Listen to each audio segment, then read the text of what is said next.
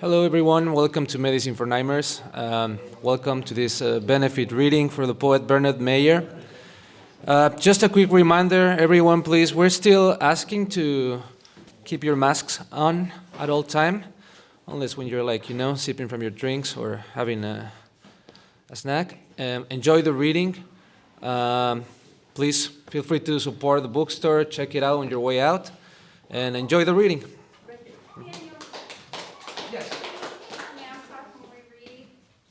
You can take your mask off when you read, if you want to. Because we're 6 feet away. Yeah, that's how it's been usually done in the last readings. It's okay? Thanks. You're welcome.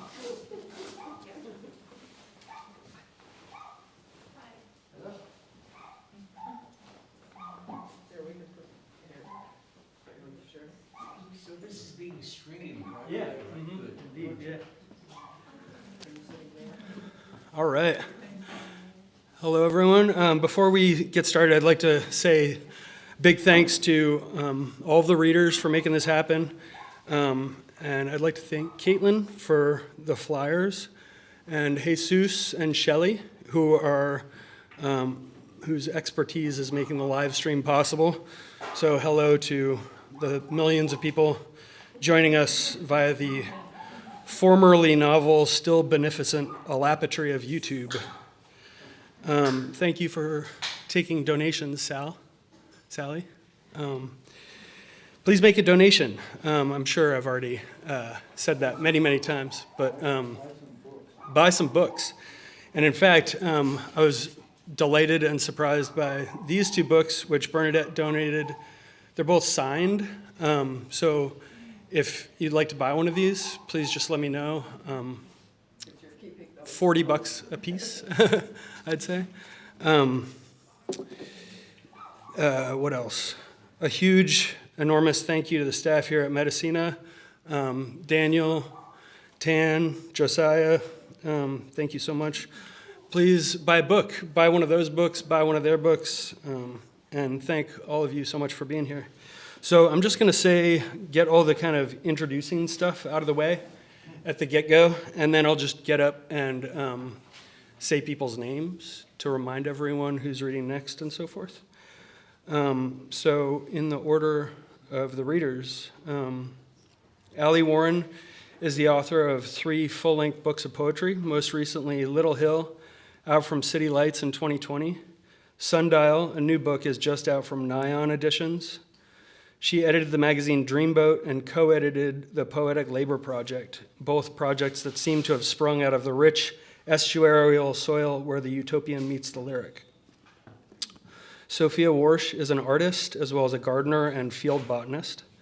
She has worked at the Queens Botanical Garden, Central Park Conservancy, and now the Berkeley Botanical Garden. She is an expert at identifying wildflowers and, as Bernadette's daughter, the closest of her collaborators we'll be hearing from today. Colter Jacobsen is an artist, poet, and outdoors person who lives in various locales around Northern California, sometimes here in SF. His work, which takes the form of pencil drawings, collage, photography, and lots of other media, draws heavily on memory and its various twins. He has an upcoming exhibition this fall at Tibernage Gallery in New York. Stephanie Young is a poet, teacher, editor, and activist whose work engages politics, feminism, and desire across multiple genres and forms. Her latest book, Pet Sounds, draws on the ways music is capable of summoning memory.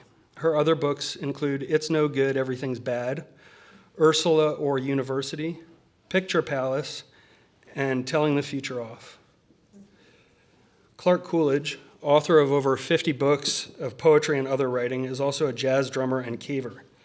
His most recent books are The Land of All Time and To the Cold Heart. He and Bernadette have been close collaborators and co-conspirators in shaping American poetry since the 60s. Their legendary long prose works from that time evolved in mutual conversation. And piece of big news, a selection of their letters is forthcoming from University of New Mexico Press very soon. October. All right. Now we know. Jean Day's most recent book, Late Human, was just published by Ugly Duckling Press. Her previous books include Enthusiasm, Odes, and Otium, Daydream, and The Triumph of Life, which draws on Shelley's long, unfinished poem of the same name. The Romantic poets, just as much as science, inform her writing, and she has also translated from Russian poetry. The Matter, a new chapbook, is forthcoming from Asterian Projects later this year. Gloria Frim is a poet, prose writer, and essayist. Her most recent book, How Proust Ruined My Life and Other Essays, traces how writers must read to fall in love with language's materiality. She'll be reading April 13th at Project Artaud in honor of the recent anthology Roots and Roots, Poetics at New College of California, where she was a faculty member at the graduate poetics program for many years. She is at work on a new manuscript of prose pieces entitled Lies and More Lies. She's a professor in the writing and literature programs at California College of the Arts. Neeli Cherkovski is the subject of the recent documentary It's Nice to Be With You Always, and author of more than 20 books of poetry, most recently Hang On to the Yangtze River and The Alphabet. Whitman's Wild Children, his classic book of essays and profiles in and on beat poetry, is being reissued by Lithic Press very soon in an expanded edition that will include a chapter on Bernadette.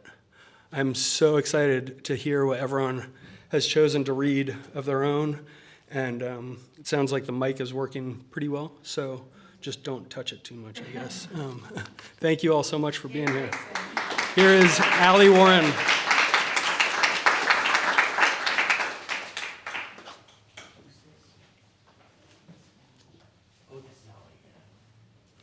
Taking this off. Hey, everyone.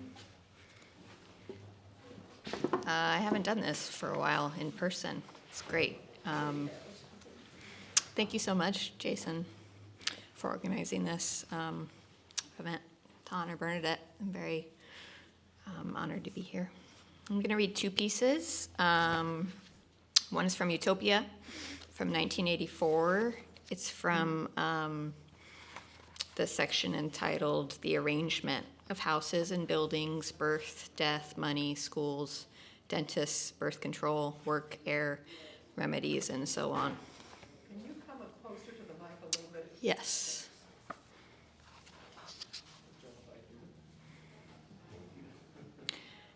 Houses and buildings were not just left as they were. All doors are large, none are revolving. There are no cage-like places. Elevators are transparent. All windows can open. Places open out onto other places. Hallways are generous. There is no rent.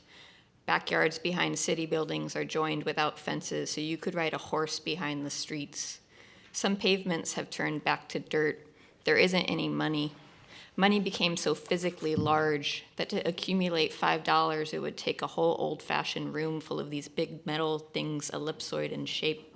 All the sewage of the world makes fuel plus a generous contribution from the stars. The ex-oil companies take care of that. We clean the streets. The schools are an essay on schools. You can get what you need from the stores and storehouses. If you act greedy, no one will look at you. Drugs are dispensed by old people.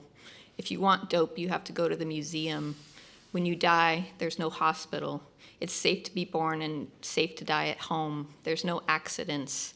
Hideous things have ceased to befall you. Various women and men come to your house when you need them to work against these things. Often old people say, I have never suffered pain. Old people run the newspapers and storehouses. They meet in conventions to plan the free traveling all over the world of the 18 to 25-year-olds in place of the ancient colleges. They run the nursery schools. It is to your greatest disadvantage to live in a house without an old person. You have no influence then. The whales are farmers for the humans. We eat their underwater potato baked with a steak of shark and seaweed salad in America. Poets and artists entertain the people in the neighborhood. There are contests and exchanges with other parts of the world. Neighborhoods publish books. The printing costs are paid by ex-landlords' ink. Ex-Publishers, Inc. lost all their money investing in solid state computer systems and are seeking to reinvest in literature. There are still cockroaches in the cities. They live in a museum built on top of the Frick called the Watt on Fifth Avenue. No children are allowed, named after the former Secretary of the Interior, James Watt, who had an out-of-body experience at the opening and after he wasted away in a noisy wilderness somewhere. There are no dentists. Dentists had to admit at last there were herbs that cured toothaches without any pain at all. For years, the dentists were held in the jails for sadists. Now they are released and live among us. There are still doctors whom you never have to wait to see. When patients, the word patients was changed to people, or colloquially, leaks. Go to a doctor's office. The word office was changed to house. They are given tea and perhaps lessons and ointments. Acupuncture is practiced to prevent diseases. Operations are rare. They are performed in operation cathedrals. Most diseases and chronic debilitating disorders disappeared after people began to stop being paid salaries for their work. And the medical profession, the word profession has been changed to chore or inspiration, became predominantly female for a while. There was a comedy show you could still go to for a long time, where some man would stick his hand into some part of your body and say, "I'm the doctor, I know what's best for you, and my time is precious." All over the world, it was good news to know at last that by gently and aggressively rubbing the tip of the penis, and the penis all over before what they used to call sexual intercourse, with the great big hot sponge soaked in honey and carcade, you have a 100% chance of avoiding getting pregnant. Actually, the sponge doesn't even have to be hot, and it doesn't have to be a sponge. You can do it anyway. And when this method of birth control was first discovered, it marked the beginning of the death of both capitalism and armies. People all over the world fled from misplaced tasks. There is no useless work. Nobody has a job contributing to the making of money by somebody else. Jobs are either in the community or in the world. Nobody works to sell things, and it didn't take long to find out that with people working at useful things all the time to provide themselves and other people with what they need, and with no manipulations of currencies or power or land, there was enough food and shelter for everybody in the world. Though some in the world wound up having fewer of the luxuries than they were used to having, crime is fading away. There are still courts, and much of what the courts have to do with has to do with the rest of crime and the rest of land. There is still bad feeling about all this sharing of property and land. Maps have become much more complex than they used to be. Every place is smaller, and there are more places than before. There is at this moment no longer such a thing, though it is being worked on, as a map of the world. The air is clear, it is golden. In summer, it is iced. There is a little store on the avenue where you can stop if you want for a draft of elixir. It is golden. In summer, it is iced. Remedies become opaque in moonlight.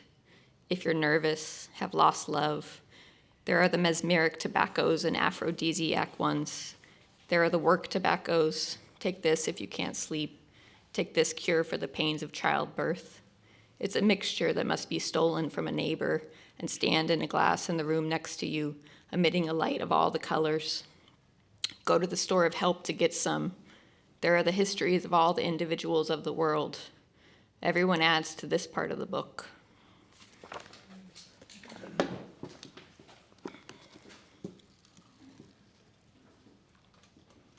feel like I'm not used to speaking out loud for minutes at a time. I'm sorry. So that was from 1984, and this is from The Desires of Mothers to Please Others in Letters from 1994. It's called Visions or Desolation. Come on, there's always the chance the kids will do this. Fight uncontrollably like crazy, screaming like howling Buddhas, and tearing each other's never-cut-before hair out. The bigger ones hitting the smaller ones on the heads with metal tops like latent homo and heterosexuals with fierce exclamatory natures. Our plan is to just do everything ourselves without any babysitters for the next 2 weeks. And then the classes are over. Then we'll go to New York for a while again. The midwife said I had a neat uterus and she could feel the whole arms and legs of the baby. I was waking and talking to a woman on the phone the other day about a play group, and she kept using the word shoot, kept saying, shoot, I would do anything, and shoot, I understand what you mean, yes, shoot. Then we'll come back here and spend January getting ready to have the baby. Then the baby will be born at the end of the month. I can't find Dr. Spock, can you? But before that, we have to gather together all the things we need for the birth and for the baby.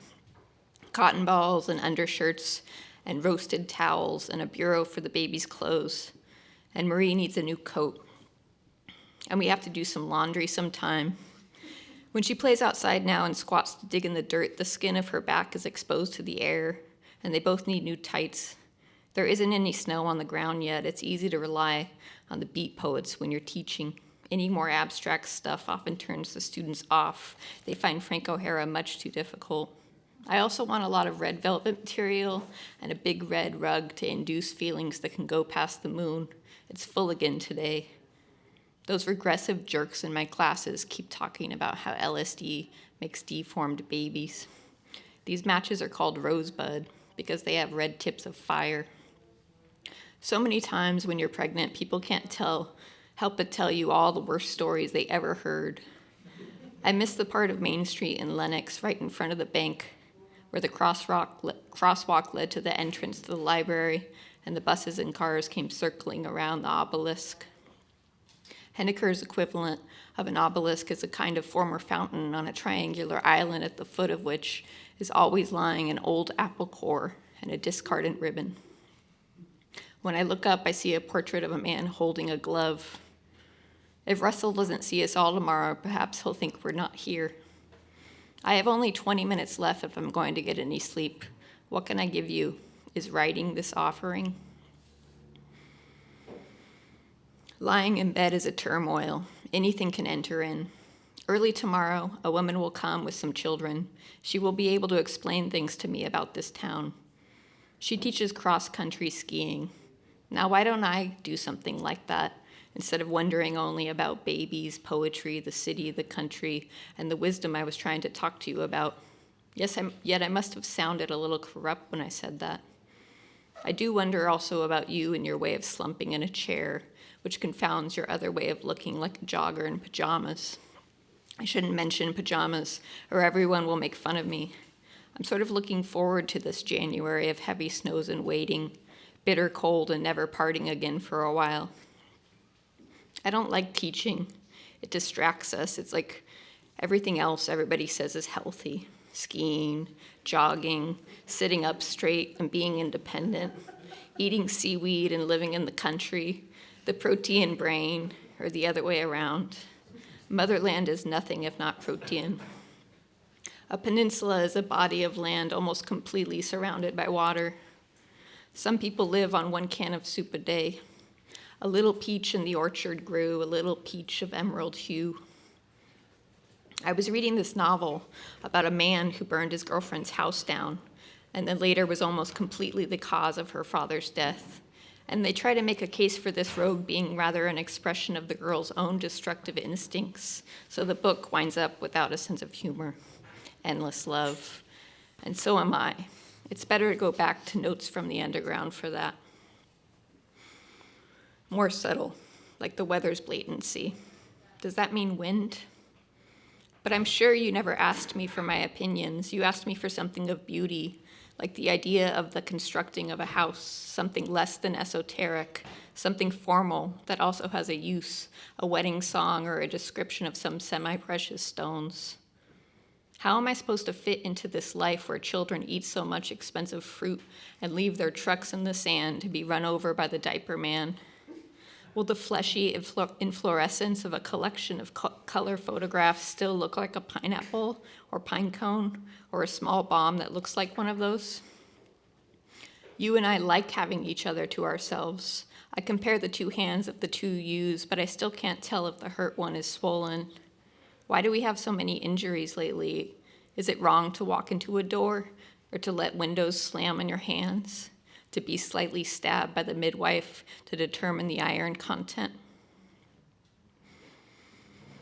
Something shifts, and as Wittgenstein would say, and anybody else not normal, to take some pleasure in being obsessively careful, to quietly comb out the baby's hair and take one's time, to decorate the children with ribbons and whisper to them, to prepare special foods, secret inducements, to linger conversing about the dreams in bed, to encourage the counting of peanuts.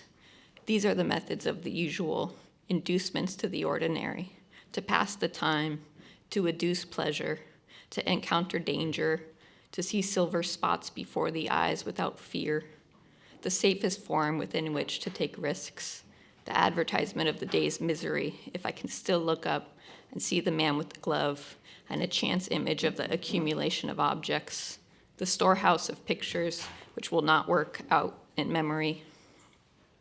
There's only one time when you can't be doing this or that kind of work and have something like a drink make it easier than it is, and that's when you're giving birth to a baby.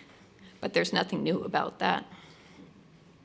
I wish I could try it as a man for once and be the one watching nervously instead of the inhabitant of this always female body, always momentarily fertile and prone to that, if I can use that word. It's worse than taking LSD, not over till it's over, hoping the baby will be born before another child wakes up, warning people that your screams are not real screams, like in a movie or a book, expressions of the forward movement of time, or movements of the forward expression of time, like words.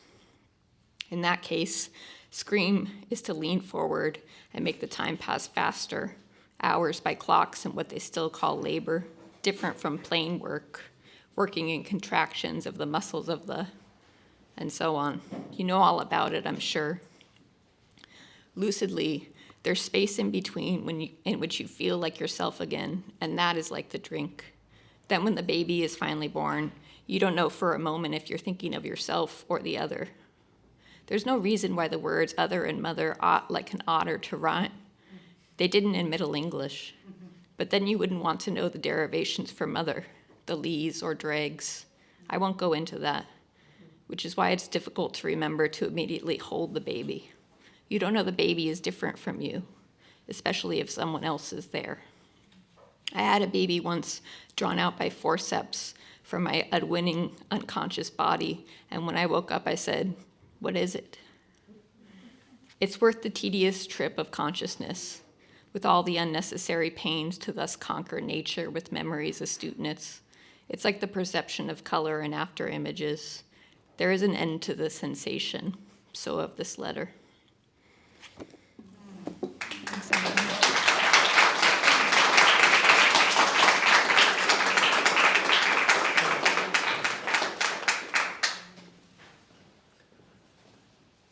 Sophia Warsh.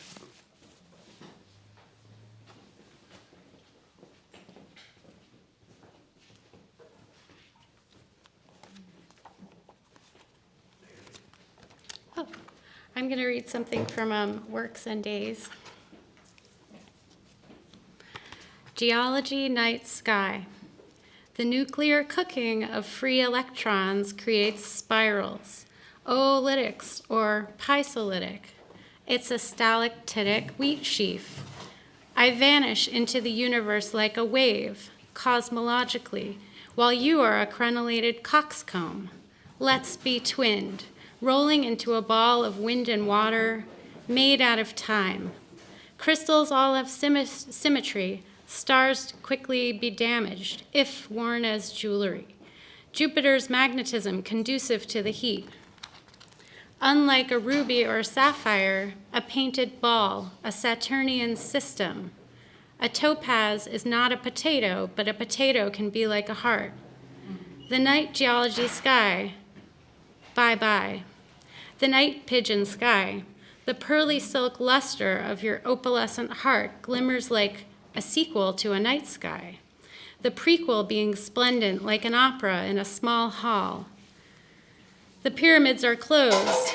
Desdemona will collide with Cressida or Juliet in 100 million atomic structures like a bird or geologic light years. Superstring theory might be astrology, the plump indigo fruit of a crystal system. Falling hail of telepaths, it's so unlikely we'd be here. Flat, lustrous surfaces, orthorhombically, or just minerally archetypes. Complex or simple in the breezeway, every specimen can be cut by a knife or corundum till political spirit fuses like shamanic allies. It's all good. All forms are pinacoids like ice cream cones. The ice cream takes a chance with absence of meaning through goblins, rather oolitic if not massive. If you drop it, though, like tomato plants told eons ago to slow down in 2013, it becomes mammillary, even reniform, then hackly or blocky. Copernican modernity swelled like Homer and the Basques, but when it refreezes, it grows splintery or botryoidal. Oh, the way a mineral fractures can sometimes help identify it. Equal areas, equal spaces, equal times, equal rights for women. Their beautiful and often elegant crystal form. Universal gravitation has a slow cadence when rolling down a hill. Regular geometric shape and smooth crystal surfaces. Melville's whale is Elohim to some, dark matter to my twin, easily broken into a powder by cutting or hammering. I'm in love with the great attractor, my dog Hector.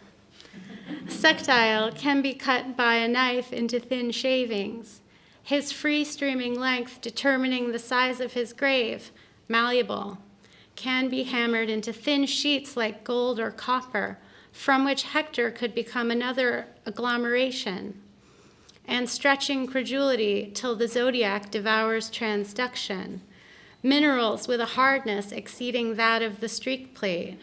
Ball weevils eat the vine that annihilates native plants by growing too fast. Luster is modified by transparency. They float into the sky. Ammonia is methane. Carbon oxygen may seem softer than they actually are, or as hard as quartz. In the orgone envelope of the world are flying chariots. The hardness of a fingernail, a penny, an emery board, looms until rewoven as all other mammals. I love you. What's my name? Thanks.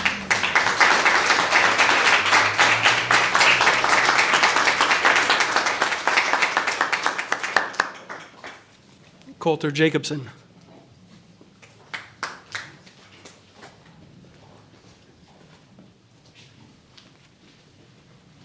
Hey everyone, so good to be here with you all after years. And thanks to Medicine for Nightmares. This is a great space. And also to be in the same space with these Leon Kennedy works is an honor and amazing. And thanks, Jason. I was racking my brain, what can I do for Bernadette? And Jason called me up and said, we're doing a reading, you want to join? So this is what I'm doing. I am going to read a collaboration with Philip Good, Bernadette Mayer and Philip Good. It's called Thrift Shop Blues. I hope not to speak of myself in the third person while shopping in a secondhand store trying to buy clothes or any other old treasures. I've got the thrift shop blues. There's 3 of us in the thrift shop thinking, why is that third person here? Is he a thrifty elf? Or a ne'er-do-well planning to steal secondhand clothes? Ye little old thrift shop? Used coats, used shirts, and clean. Let's roam around the store and see what can glean. The aisles are wide and the lights are bright, even if all is not as it seems. Let's see if what we can glean gleams or seems to gleam in almost the new year, according to this capitalist calendar. It's time to buy lava lamps. If only they had coats the color of the sky. That's what we could buy for New Year's at the thrift store as we celebrate the blue-gray sky. There's nothing to celebrate but thrift shops, or, if we could see them, the northern lights. There could be a coat that'd change color every day according to the sky color. Today, we'd have to get a gray coat with rain turning to snow. Got the thrift shop blues so bad we stumbled through the door, walked by the used paperbacks and old videos, walked around the bric-a-brac and back outside again. It's cold. Let's go inside the Thrift Emporium to get some warm secondhand stuff. It's slightly used, pre-owned. There could be a nebbish in there. And if it's raining too hard, we'll take a rowboat there. We'll look at all the funny hats. We can wear them inside and we can wear them outside. So let's not be late for the funky second-hand store blues. Somebody called it wearing dead people's clothing. You could also call it wearing rich dead people's clothing. Once I saw a mink coat and rewraps for $400. I have the thrift store blues. I've got nothing to lose. I have the thrift store blues. All I've got to do is choose. I was told that wearing dead folks' shoes is bad luck. But everything else we can touch. You might choose the clothes of someone who was touched and sent to an insane asylum, leaving behind a lot of great clothes, but only had one pair of shoes. For only a little money, we could be wearing something different every day. We could wear a whole new wardrobe and environmentally friendly too. All you've got to do is pop some tags. It'd be fucking awesome. And if you get some rich people's pajamas, we can have a little costumed nap. Haven't been to the thrift shop in so long, we might have to wash our own clothes. Haven't been to the thrift shop in so long, we might have to wear the same shirt twice. Or we might have to run as fast as we can to rewraps again. Once, in Chicago, the river was going backwards again. It was winter, but it was summer. We went to a thrift shop, an ocean of old clothes, and set the season straight. A thrift shop in every town for every season, a charity shop for every reason. The country is getting needy, but the clothes aren't that seedy. I got the thrift shop blues so bad I can see them in the dark. I can see them when I'm greedy. I go to a thrift shop and get my fix. 26 silk shirts and a faux fur coat. They have one-of-a-kind items. They have assortments for all ages. They have flatware and glassware. Why don't you go in today? It's always like a going out of business sale. Liquidation, and there's more. Get in on the ground floor. Pre-owned pianos for the masses, typewriters, galoshes, nebbishes, and scarves galore. Give them a home. Buy a spa for your feet or a machine to make something to eat. Get an old lamp to put next to an ancient sofa or easy chair and relax with a cup of coffee and some fine used china. There's money in used coffee, infused with caffeine, color, and the smell of popcorn floating around the racks of warm things, shelves of shining dishes. Look gloomy today like old foot spas. The best of the worst artwork is available. Old vinyl in stereo with moldy covers, plastic flowers and ugly vases. Buy it while you can or don't hesitate to donate. You have to get into the thrift shop mode. What's bad might be good, the unexpected is what you need, and a Jewish star on a Christian church's ecology incarnate. Goodwill, Salvation Army, and even the Idaho Youth Ranch Thrift Shop take their giving to the needy seriously, and the poor shop there religiously. Aldi's is the food thrift shop, a modicum of employees, no brand names, just cartons. The Trader Joe's for poor people, owned by the same German brothers, but can anything be believed? Aldi's is kind of sad to be in, but not in theory. Steer clear of the fresh food part, it's weary. Get food at the food pantry. Some thrift shops have a box of bread by the door. There's no damage. Get a used sweater and make a grilled cheese sandwich. Put your hands together for thrift shop wealth. Hooray for the pre-owned, down with brand names and labels, except of course for tags. It's 50% off for yellow ones. In aisle 2 and everywhere in the store. Hunting for hand-me-downs, you say. Brand new for $1, you say. Color-coded discounts, you say. Too many tags to pop, you say. What are we waiting for, I say, let's get this mink coat. You say this shirt is the color of you send me. How about this orange scarf? Oh no, another copy of Crimson Tide. You still play cassettes. You're in luck. You still play videotapes. You're in luck. You never know what you might find. Another schmuck's garbage is another schmuck's treasure for your pleasure.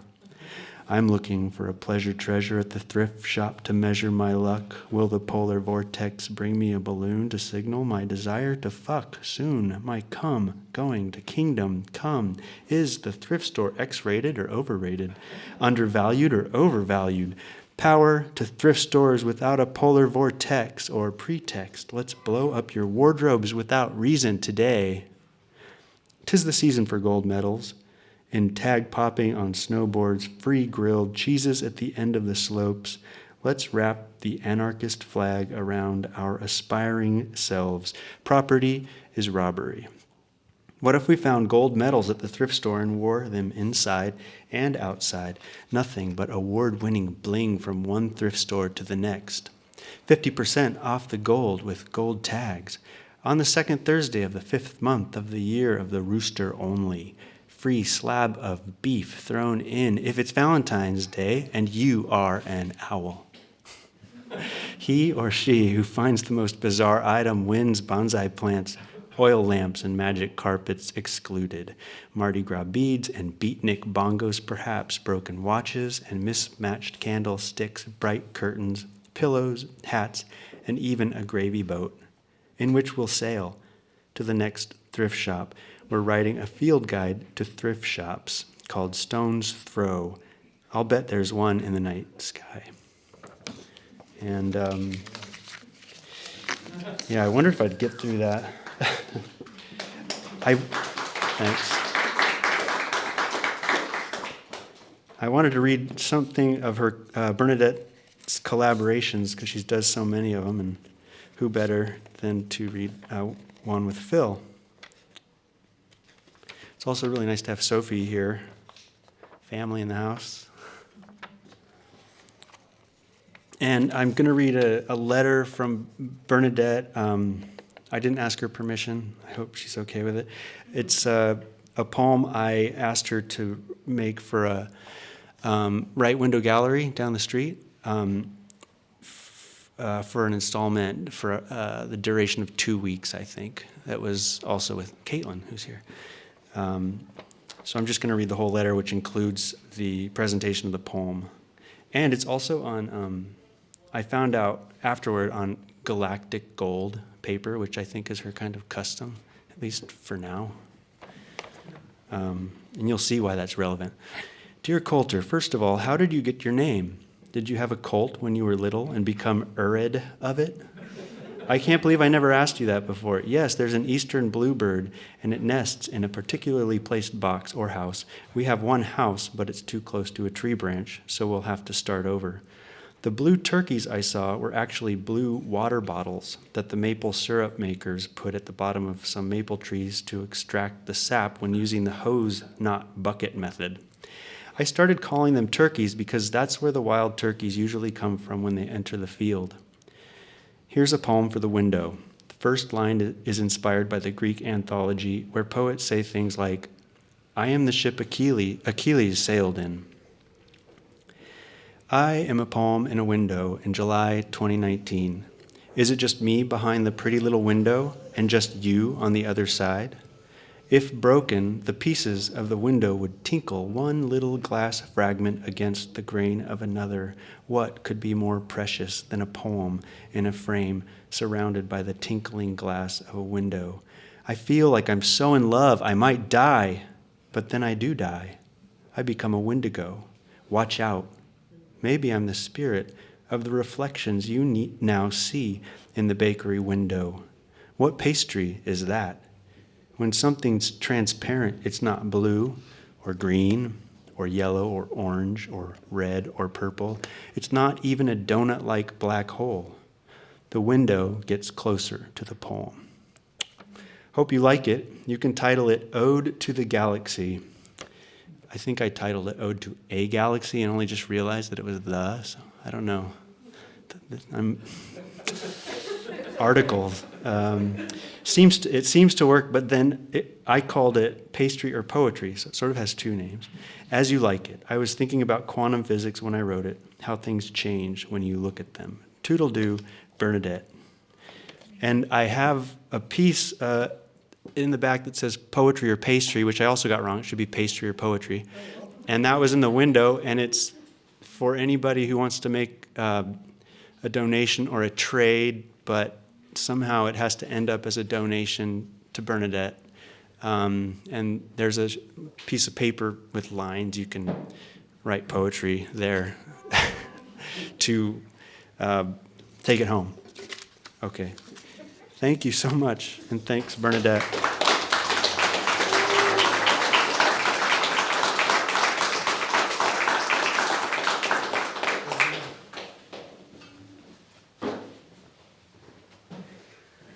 Thank you, Colter. Next up is Stephanie Young.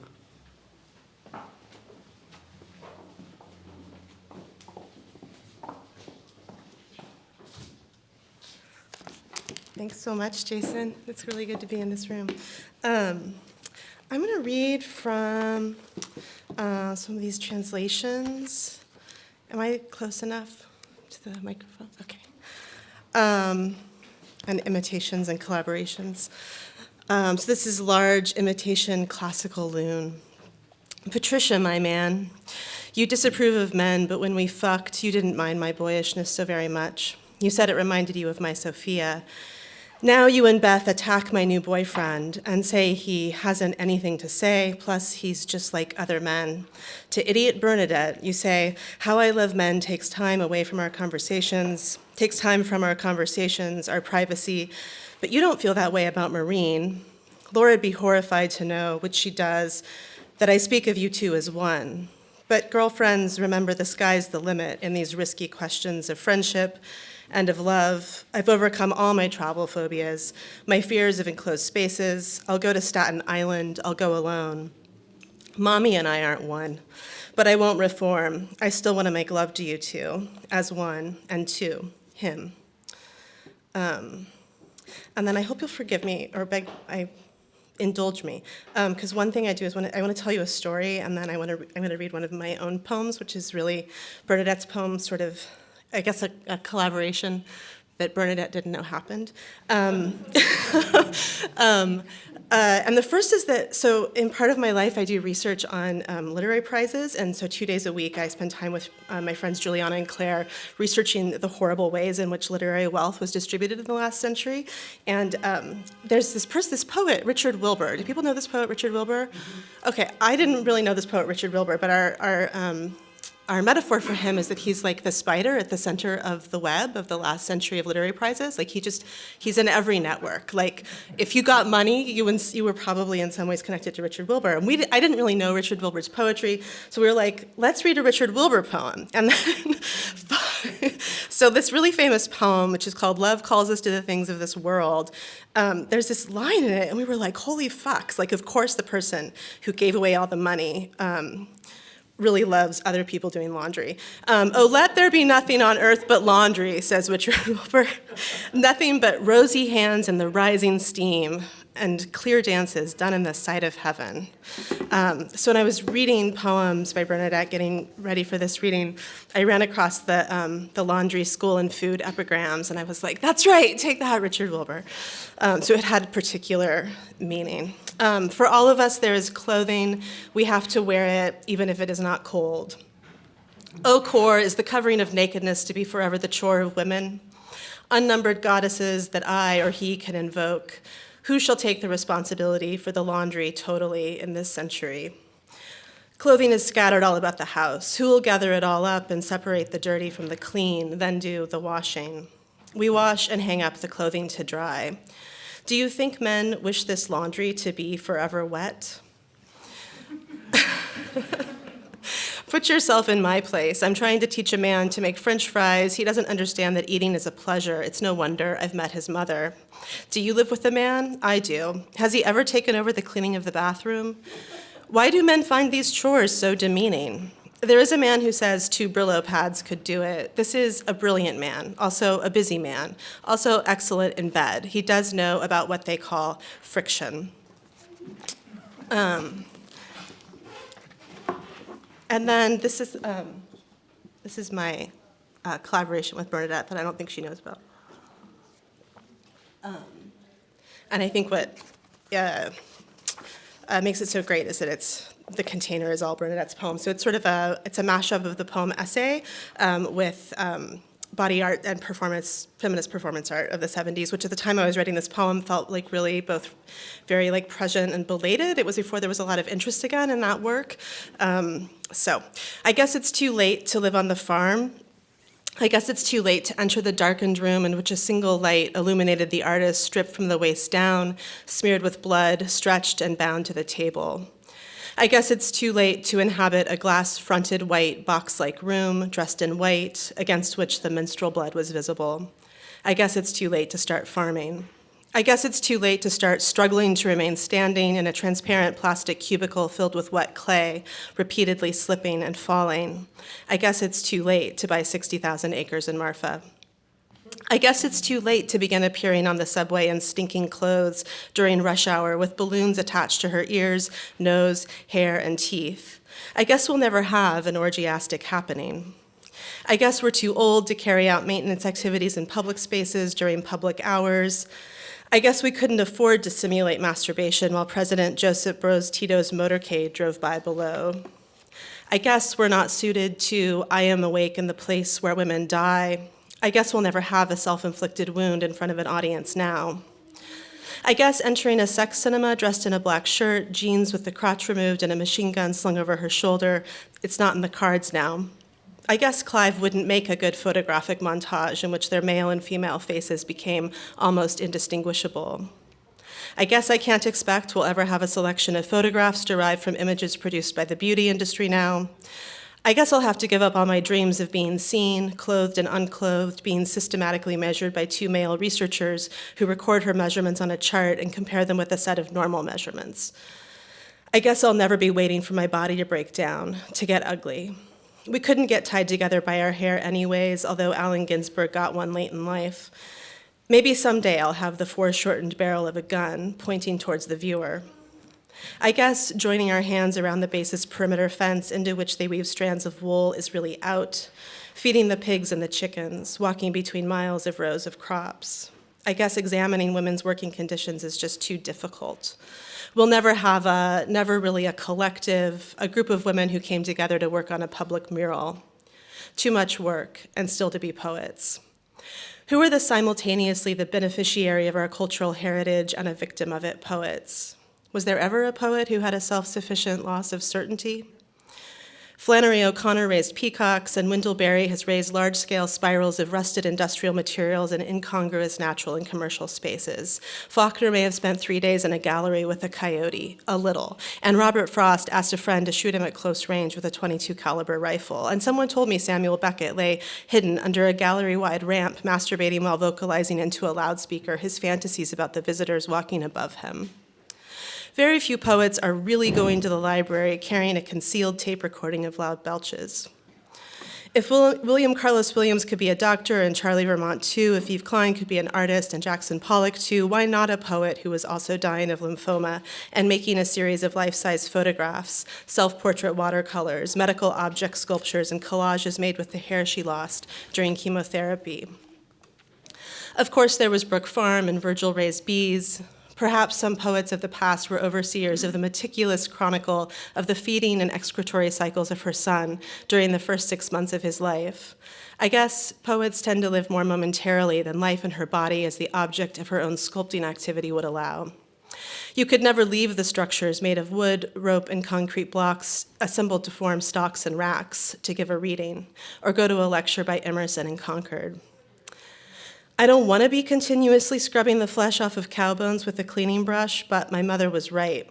I should have never tried to rise out of the proletariat, unless I can convince myself, as Satan argues with Eve, that we are among a proletariat of poets of all the classes, each ill-paid and surviving on nothing, or on as little as one needs to survive. steadfast as any person's glottis, photographed with a laryngoscope speaking the following words. The power of language continues to show its trace for a long time after silence, and fixed as the stars, tenants of a vision we rent out endlessly. And then I want to close by, I have this copy of Moving, and I, like a child read it or a person who didn't have a highlighter. It's got really great, it's been colored. And I thought maybe I would read the parts that had been colored, but it wasn't, it was a weird reading. So I'm just gonna read one of the parts that's been colored. We've solved the problem. The problem is solved. Men are women, women are men. I'm pregnant for a while, you're pregnant for a while. If someone doesn't change into an animal, we won't be saved. Someone must change into an animal so that we can be saved. A man turns into a cat, a man becomes a cat. He gives himself to his friends in the form of lead and coal. The man-cat gives himself to us in the form of lead and coal. He draws himself with lead and coal. The lead and coal man-cat draws a picture of himself. He is a girl. The man is a girl in black and white. She sings. There are brush fires burning. Thank you.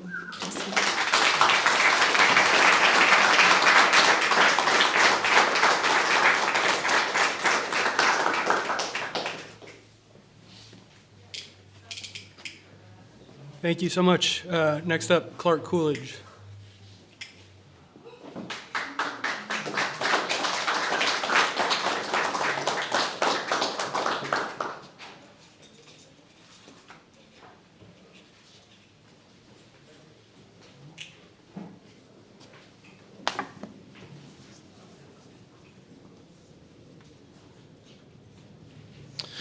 I was just saying to Neeli a little while ago that if it occurred to me that if I were truly to give tribute to the spirit of Bernadette, I would now begin to read for about at least 2 hours. I think she would love that I was being rude to all of you. It's a favorite word of hers in the days when she and I literally would read for 2 hours, piss off everybody. So instead of that, I thought I would read a small play to you that Bernadette wrote as part of our Cave collaboration.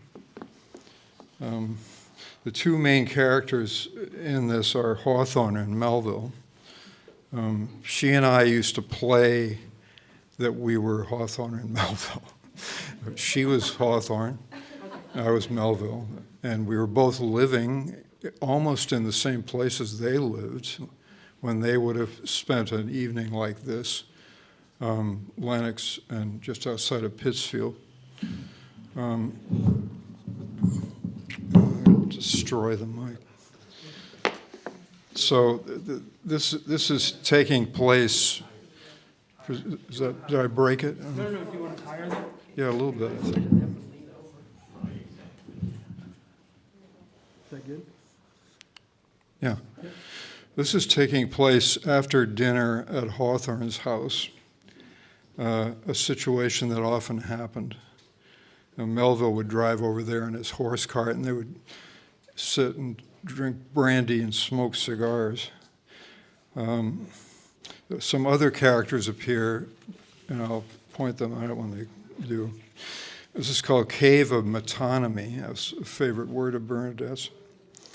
And it starts with a quote from the previous section, which was written by me. We wrote this work in alternate sections. And this quote is, "In time, they bend in silence and conceal from us the end of the cave of tension." Hawthorne. We were speaking of Ovid bending over Darwin, of Picasso being born dead, Bergson singing a soft, warm air rich in tang, a thoroughbred, I might add, of Vermeer pinning down zero and Wittgenstein perhaps being prevented from washing his hands, of Cato boiling turnips, of Poussin's pounds, Gide's nipples, Gluck's water clock, Colette's pins, Van Gogh's spare room, John Hollander's soccer shirt, the holier-than-thou attitude of John McPhee, Cocteau's phreatic eyes. Melville, hold it, Nate. What does phreatic mean? Hawthorne, I see souls poised on the end of a pin. Phreatic is not in my dictionary. Maybe he meant frenetic or freakish. Melville, let's stake out a section from memory, the part beginning, who are these water striders, up to neat as a knife? You read it through once and then write down what you remember. Hawthorne, okay, here it is. Cocteau gives me access to moonlight, to knife light, a swell light.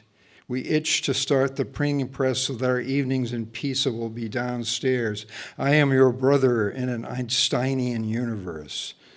That's really all I can remember, but it's so long and really doesn't make any sense. Melville, that's because he wrote on each part of the road and listened to the radio a lot. He knew what he was doing. He had no time schedule. He wrote like a grist of bees for us to grind.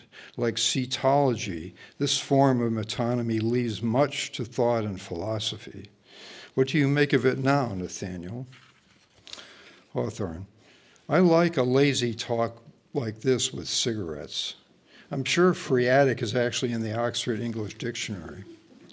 I like looking at you with your big cigar sprouting through the floor and your voice deafening as the poor. But my voice is no longer customary because I love a long and complex sentence, not one that begins to be complex and then ends with a thud like, quote, the real world drew a favorable criticism from the late quartets of Beethoven, no longer distant and hurting his head. I mean, why did he have to end it on such a surrealist note? Melville, that's not surrealism, Nat, that's just common sense. Since Beethoven, let's call him B for now, since B was deaf by the time he wrote the late quartets, they no longer hurt his head. It's just that the end of the sentence has nothing to do with the beginning, the head hurting, having no relevance to the real world's criticism, and admittedly the sentence is not long. Hawthorne, the voice of reason, Herm. But look at this one. The canoe had come from Holland with candy to the lips. Melville, a simple cut-up. Hawthorne, okay, but where is the grace, even the gratuitousness, I could say at this point, of reason, following through, a bow to the reader in his or her mind, open to simple rationality, complex thought conveyed in fluidity of line, and it's insulting. Listen to this. This is the next one. He lay in the olden cave, his cycling sweater pointed toward the mouth, along with Orpheus, Dupin, Bruno, and other wiseacres. Not only is he not put in the commas, he calls them wiseacres to really fuck up the sentence. And it's no accident. Something weird always happens at the end of each sentence. I mean, it's not as if I'm paranoid about it, is it? No, time and again, we 19th century artists are truly fucked. Melville, never heard you wax so vehement before, Nathaniel. I like kicking around a sentence and a cigarette with you. Hawthorne, good thing we both smoke. Nope. Melville, now don't brood. You know the kind of reputation you get. In fact, you've already got it. Ha! The brooding, methodical, shy Hawthorne contemplating the folds of Monument Mountain's Persian rug, of whatever it is you said it looked like that mountain was wearing. Now, really, Nathaniel, how can you accuse anybody of surrealism? You certainly had your day sitting around making up stories about men whose daughters wear fecal flowers in their, quote, bosoms. Bosoms, ha! I'd never use that word. A phony closet surrealist Puritan who's obsessed with the sensual pleasures. That's what you are, ha ha. Hawthorne, you're the one who promoted the image of the brooder, Herman. You should talk. Pierre, or the ambiguities, really. And I wonder if that character is based on Melville's own life. All the old ladies go around saying that. Yes, he lived in a dark room in New York City just brooding because his wife hated him. Well, at least I've got my family life together, and people don't go around speculating about what foreign religion I'll take up next. And I don't make animals the ambiguous heroes of my books. I know who's good and who's evil. Melville, now don't get rambunctious, Hawthorne. I'm quite serious. Pour me another brandy and I'll point out to you all the really lyrical lines of this fellow Coolidge. Hawthorne, well, it is a collaboration. Melville, these cunts. Hawthorne, what? Melville, seriously, now listen to these. In colors of loam and tied with string, the hippic branches of the great theory, matter is still no longer than light. Now that's a really great one.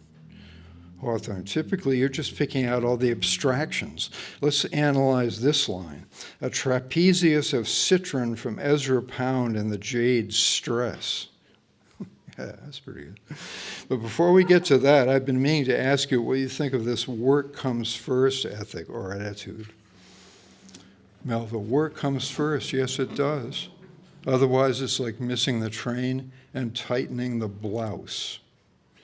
And then it says, Sophia, Una, and Julian come in. That's Hawthorne's wife and children. Hawthorne, but Mel, he says here, give your codpieces, every one of them, a real demonstration. Maybe he means he likes sex more, or even anguish. Wittgenstein tossed and turned. Melville, don't be naive. You can't read into works like these. Maybe once in a while you get a direct autobiographical sentence just mixed in like everything else that's mixed in, and then you can know that the sentence is the truth. That's the nice thing about these works. They do aspire to be the truth in a way that modern language never allows, say, you and me to come close. A ritual that ticks with insanity. That's what he says. Hawthorne, now you're reading into that, when actually it says, you portage up to the cave and remove the pins on the white wall, a ritual that ticks with insanity. What does that ever mean? What pins? I must admit the preceding sentence is a knockout for a short one. Where do you buy those dowels that ring like bells? All modern life, but still assonant. I think he's got something there. Melville, don't be so sociological. I'll begin to think I'm in a motel room. You're forgetting the important points, the repetition of cadences. Are these works autobiographical? What does the syntax have to do with the meaning or the world? Can we have a good modern writer, etc.? The pins are obviously the ones used for caving, and stress is a caving word too, or a geological one. Hawthorne, not in my dictionary. Melville, you're very dependent on the authorities for someone who's become a scandal. Hawthorne, I wish you didn't know everything that's ever happened to me like that. Melville, why shouldn't I? We're contemporaries, and we've opened our lines up to the goddamn public for whatever it's worth by putting our fucking names and faces out in the open. You jackass, you've even had your portrait done 1,000 times so that everybody and his mother can think your faggot eyes follow them all around the room when they feel corrupted enough to stare at your oily likeness. Sophia speaks. I feel that when Coolidge says, for instance, the Cubists wrote in a language officious enough for Wittgenstein without hurting his head, we have a problem to solve. If we are willing and interested enough to deal with it at all, which of course I at the least always am. Now, first of all, there's the flow of the language, which the sentence takes quite beautifully and seriously from beginning to middle, which I would estimate to be after the word enough, to its own beautiful and complex ending, almost something I would like to hang in the hall. Here we suddenly bring in Wittgenstein, to my great delight, confuse him with Beethoven, who was deaf when he wrote the last quartets. For me, the previous thought, no longer distant in relation to Beethoven, is the key. That is, the Cubist language is, if you will forgive me, a link in this poet's mind, whether unconscious or no, between the grand qualities of the music of the master and modern life in its rare forms, with Wittgenstein, the great progenitor of all real interpretation, scientific and literary, as the fine and generous restorer here of the famous endless room referred to in the work. Wittgenstein has in fact created the endless room. It is his idea and not, if you may excuse an extension of this reading further, the idea or ideas of the writer or writers. Why they steal so much is beyond my moral comprehension. Wittgenstein, in fact, formulated the endless room in number 59A of Philosophical Investigations. These writers that you pore over so deeply, Herman and Nathaniel, are just humans forced to open the newspaper to chocolates and so to bed. Hawthorne, Sophia, you are too generous. Melville, well said, Sophia. Una, igloo. Julian, what ho? What do you say, Uni? Sophia, children, hush, and leave the more abstruse definitions to those who will have their entire adulthoods caught up in that disease of the senses. And remember that God has endowed us with a finer sense of what it is to be than these moderns acknowledge, they who study willy-nilly insensibility. Yet we still live, we who have studied the trapezoid birth of these more unparalleled yet necessary apparati of today's intellectual life. Yes, letters will die before the unwieldy sentence regains its form, and so good night. Hawthorne, Sophia really had a point there. Melville, as always. And then it says, a knock at the door. Hawthorne admits the midnight guests. Louis Malle, hello? Or, hello. Paul, hello. Louis Malle, of course, is the great French film director who had just released a movie called Black Moon, which Bernadette and I talked about a lot and really loved. And if you haven't seen it, you should see it. It's available from the Criterion collection. Paul is Paul Metcalf, who was a neighbor of ours in the Berkshires, a prose writer who was actually Herman Melville's great-grandson on his mother's side. So he has to come in here. Melville, we were discussing Coolidge and his cave collaboration with that tart mayor. Louis Malle, so have you discussed the sentence, Mondrian puts the blue cave at a short distance from his work table where the dodecahedrons look too fake to be fake? No, which one? Hawthorne, you mean the sentence followed by, he figured they had to move to show intimacy? Maule, yes, that's it. The most daring sentence in modern literature so far. Except, of course, I find it hard to keep up with their magazines coming out so irregularly, and so much of who's published where and when, depending on mood and fraternity. It's so cooled down, so unbarbarous. Hawthorne, yes, but they do write a lot. I mean, they produce a lot of good writing if you can follow them and it. Melville, Hawthorne here has just had a lesson in integrity. Hawthorne, Herman, I would appreciate your not advertising my inadequacies to every passing stranger. Melville, actually, Mr. Nathaniel, every man has thorn. I praise you to the skies when you aren't around. Hawthorne, well, hot noogies. Now that Sophia's gone to bed, so what do you think of these new pine cones, the collaborationists, Paul? Paul, good work. They're going in the right direction. Yet, Hawthorne, yet? Paul, well, Hawthorne, I enjoy you, yet I know I remain an enigma to you because I'm closer to the real world. Hawthorne, Paul, please don't flaunt your amazing youth and vitality and independence and Yankee individualism.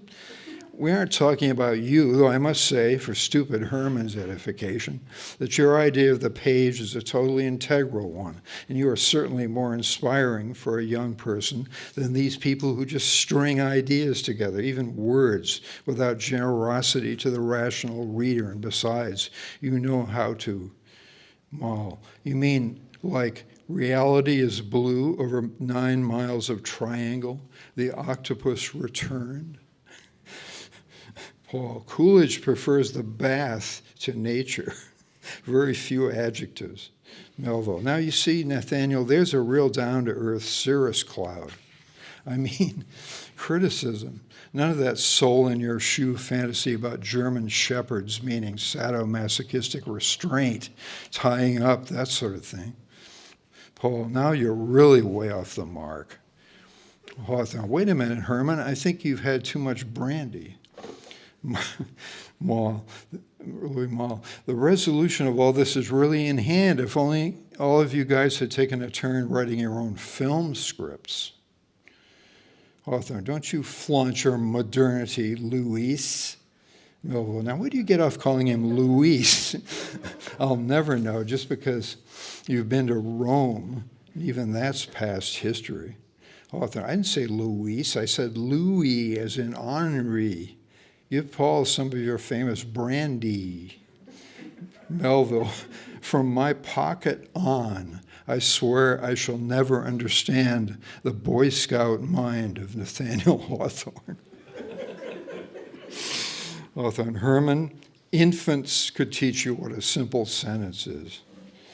Louis Malle, now wait a minute, you two great guys can't get into such a mess about what a simple person like Clark Coolidge means. He's direct enough, he likes the movies, Paul, and learns much from them. Melville, now what do you mean by that, Paul? I thought you were making sense, and here you go defending the wrong thing. Paul, what's the wrong thing? Just because you think I'm down to earth doesn't mean I agree with you. Melville, but you're supposed to tell Hawthorne what's going on. He's up a tree. Hawthorne, I'm no further up a tree than you were when you thought a pizza might help your house out. you know, Piazza. Melville, now you're really getting plain. A fine friendship this turned out to be, and I told that reporter I was in love with you. Hawthorne, what? Well, if you didn't insist on drinking so much, we might have a coherent discussion, just the four of us, instead of letting literature fly to the winds. Melville, fly to the winds, typical. Eat your heart out, Hawthorne. You'll never be as good as Coolidge because you just aren't as smart. Hawthorne, smart, ha. He's just trying to imitate Mabel Mercer, and that's where he's at. Melville, never knew you'd heard of her. Hawthorne, I'll put her on the record player, sure. Louis Malle, please do. Mabel Mercer, if you don't know, was a black English cabaret singer who became very popular in New York City in the supper clubs in the 40s and 50s. Mabel Mercer sings, danger, I'll eat your heart out, tall as a water boy's portage end. And boy, you are as tall as a blue dodecahedron move of Mondrian's. He steals south around my muscles, approaches up in American history. Man, you gotta see him. Man, you gotta see him. Its bends conceal us. Such a cigarette, freedom of men rather than history. Oh man, you gotta see him grind cinnamon. You gotta see the big mud pond rather than history. You gotta see the Germans. I gave him some cord, but he fashioned a grid of muscles for me. He called it language, just small caves and old hills. The bites so neat we tore the clothes, and he's cursing me in a fashion of a cavern. It's raining, and man, you gotta see him. The dream of rain, you gotta see him in counterspin. I find the falling danger. I'll eat your heart out, taller than a Boy Scout. Will steal the South Bend around my American history sound. I wake up, as Rilke said, man, my tree heart is dead, but man, you gotta see Coolidge drinking tea. You gotta fit your fucking shoe to the great theory. He ain't bleary. He's close to the cities, to the nitty-gritties that gave us Stan Kenton. So declare your pennies, because they put a dent in. My blue jeans canoe, its bends conceal us, and we sneak up the river, honey, just its bends annihilate, so Dr. Hegel can try a late appearance. Lovers of danger, gotta stay flat in our shoes. Lovers of danger, we seal up our caves with canoes. Amen.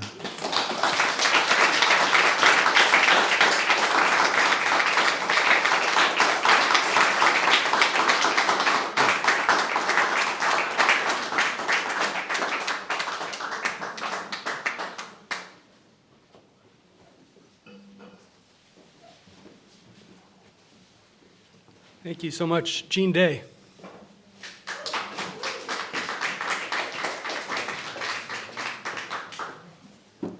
I'm about 3 feet shorter than Clark. Is this anywhere near where it should be? It's okay? Okay.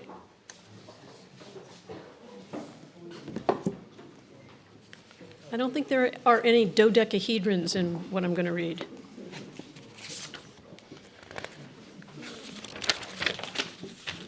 It's wonderful that everyone is here to support Bernadette Mayer. Unlike Clark and some others of you, I don't know her personally, although her work has been pretty important to me in various ways throughout my writing life. But like everyone else, or a lot of you, I was deeply impressed by the achievement of Midwinter Day when it came out. But actually, it wasn't until I read The Desires that this kind of work became a touchstone for things that I was thinking about and doing. The desires of mothers to please others in letters, which I'm going to return to, because of its delayed publication, coincided with my own experience of writing while having a baby. Mayer literally and unbelievably wrote through her contractions, or she says she did. I merely wrote before and after the fact. So I thought I would read this one, Brilliant Bravado, October 20 Night, which mostly leaves behind some of the quotidian detail that generally set her scenes throughout this book, and concerns itself instead with an almost purely lyric logic of divided consciousness. And I just divided my book. Brilliant Bravado, October 20 Night. Nothing answers. There was a nightmare of fluency in the dream, the pleasures of autumn, 2 ways of portraying everything and nothing in 2 codes. The hideous woman then, in her frenetic feast on me, was the answering woman, the demon, the mistrusted, persuading sugar of the celebrating food. It was a cylinder, like Egyptian tits of the painted brain, remembering you turned to me, and it was a threat. You were another, so I screamed to tear you away. I had walked all the circles of the fearsome library that was also like an autumn construction of words meant to be pictures all on paper. The handsome man or men who live to be 50, age prematurely and then die, lost to a few. It may be this reincarnation of the program, the fitness program or pogrom. Still, it was a generous torture, and still, when you feel good enough, you go and do something no one else could do. My location in the universe might be this. I might be learning, and there is something heavy on me. It weighs like a tail or foothills, a gratuitous place to find out where maybe everything else is, but what is here to be pulled or stuck here. It's sorry to have a reason for its location. It would rather be choosing and then defending the oils and acrylics of some sophisticated painting. The walls surrounding the shut-up doors. Give me your paintings back and I will be angry and mean, he was saying. A painting exists somewhere that is as confused as stuttering and as ugly as that thing, as the mind can be. There is an ornamental axe in the clutter. It's like money or memory, unnecessary or not used, uncomfortably found on the streets, say. You look around, it's a relief to swear off the ugly confusion where the poisonous ocean meets the human land. The nightmare was perhaps a thing you saw. I make you act ordinary, and then I'm disappointed. It would be this intimacy we forgot to do. It doesn't flutter, it's not transparent. The clean black axe cleaves it like a penchant for the perfect object, learning to speak. No one speaks to us, and the autumn goes awry. An exhausting swelling, nothing answers. Why exist in this world from 20 years to 20 years? Why insist that others do? Because it happens. It's a kind of beauty that has to be sought, as though already gone or even dead. Nothing is offered. and the sweetest statements get jammed with noise, sloughed off, and I can't look you in the eye. A better measure of the titles of people might be to say we are doing it all wrong, with absence, with a sort of crooning, missing what welfare is, a remark on nerves. We don't know what else. It isn't familiar, like smiling or leering. There's no praise, for it's all like passing by in the car. The llamas never saw us. We didn't shake hands with the empty tubes of paint before they were gone. The lunar predictions of assholes or multifarious, nefarious plenitudes of permanent castings in something like tinny aluminum. The absence of a peaceful pleasure determined to change the size of things. So let it be. Maybe it'll all go a different way. Nobody said you had to exist here along with your thoughts of other places. And a relation like a daughter to this beauty, if it's here, this old illusion and its jugheads are waiting to get off easy with that parole. Maybe if one or two things were going like poets or mothers, the whole rest would fall in the ocean with the paint and the paintings and the paper and boards. It was the fathers that were at fault for beginning this descent. Coolest country, cease to leave this absent-minded curse on me, like two sentences on clean pages, part mine. There's so little punctuation that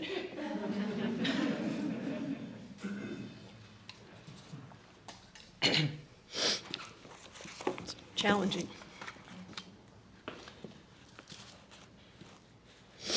Then I thought I would read a little bit from my own prose series, Narratives from the Crib, which was written while my infant son was napping in the 90s. At the time, I felt not just interested in, but governed by a shared, divided, confused, blended consciousness. There are 10 of these, and I'm going to read, I think, 5. 1. One would have to have known the ironies of autarky to understand the pictures in this particular book. In it, the partial mother declares her omniscience, but I am thinking about extravaganzas unfolding in my other left hand, the one that will always be free and invisible to her grasp. Pages earlier, I noticed there are 2 doves in the nest. It must take 2 to be a dove. Am I really only one? Syntactically, it's a question of accumulation, as in verses. I hear them and am always adding to what I've already sung. Sentiment? That's next year, I think. If I am a privileged infant, the world is already grandiose.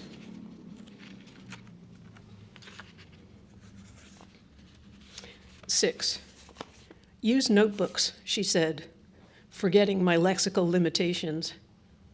I wanted to describe my inner self as a house, lived in by generations, yet full of debris peculiarly my own. But at the end of the day, it seemed to go without saying, shut the door, close the blind, good night, good night. This kind of intrinsic description is projected on me all the time, which is not how I get my ideas. As though I am the honored guest at the dream of good life, belly up and basking. But why does this good always seem to be derived from nature? Well, the grass is certainly good to eat, and as I say in another book, the people is grass. Then how can we live in houses? My circular thoughts never end up quite where I'd planned. In fact, if you ask me, who is intent simply on happiness, it is the continual rearrangement of life's items, nouns, that describes the sensitive, moving tip of experience. Each day I add to my piles. Picture a man burning up in fog. Picture the fog burning off. It's the pictures I will miss. 7. Thank you, this chaos was wonderful. We had been talking about time, whether in terms of experience we should call this noon, night, or morning, and whether, in any case, the metaphor might be allowed to come back and eat itself, as we have so often been tempted to do. I was in bed with my desirabilia, cozy in contemplating the interdependence of my first words with the sounds of theirs and the silent ones in pictures. I mean, it's something of a relief to know it's not wholly up to me to invent the shadows, even the best of my own future thoughts. Then I fell asleep and dreamed briskly of leaving home, of the march of human history over my backyard, but that set off a certain squawking, then the sirens, and suddenly I felt mad to suck, but unsure whether this was a conservative or merely punctual instinct. A case of temps perdu or prelude to the seriousness of a kiss. Later I may innovate. 9. Today, for example, is not the date of a particular cloud, but a repetition. The moving parts of fog, the lengthening bungalow windows, stipulate the utter ipseity of me, my wanderlust, the fluidity of which she's already forgotten, stashed back in a cupboard of uncollected thoughts. I get out of bed. Among the sublime and lonely jets, I legislate, but my grip on the sill wobbles. I shudder from sheer grandiosity, fall, then realize there is something faintly ludicrous in my subjects. The large bathers that seem everywhere to obscure the horizon, landmarks in a forest confusion whose name is, frankly, genital. To get back to my point, today has been assigned to a shepherd, me, in an odd combination of hurry and languor called attention. My goal is to unfill. Memory is not a question of neatness or a noise I remember making. I'm a nomad in territories of my own devise, and my maxims have a retroactive taste.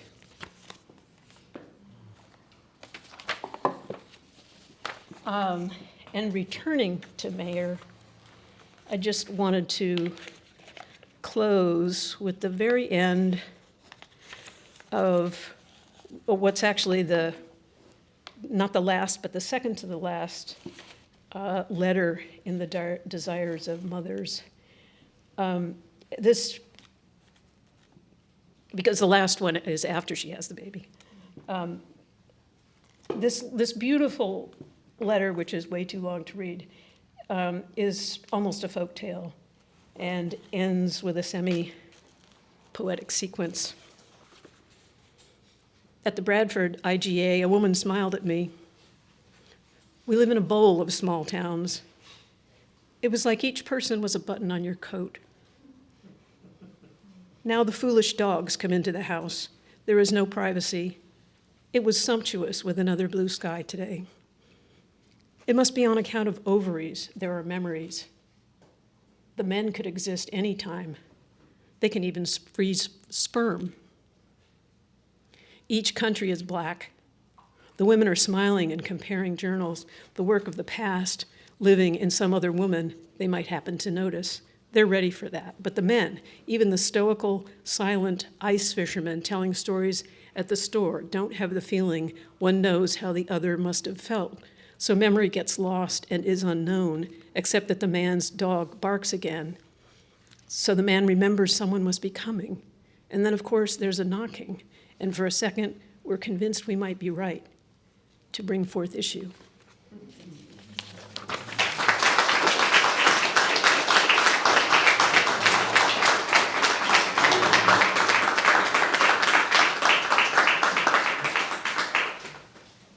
Thank you so much, Jean.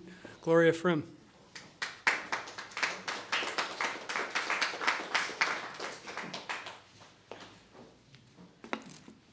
I can imagine reading these sonnets with a mask on. It just wouldn't work. Thank you, Jason, for organizing us and gathering us here. And thank you to the bookstore, which has a marvelous name. I haven't timed the reading, but, I'll just read and then probably not for 15 minutes, but everybody's kind of tired by now. But just to note that the title of this book is Sonnets, unlike Ted Berrigan's collection, which was The Sonnets. So the article is left off. These are like, I think that was very intentional on Bernadette's part, but exactly how, I don't know. In any case, some of them are just called sonnet and some of them have other titles, but this one's, the one I'm starting with is called Sonnet.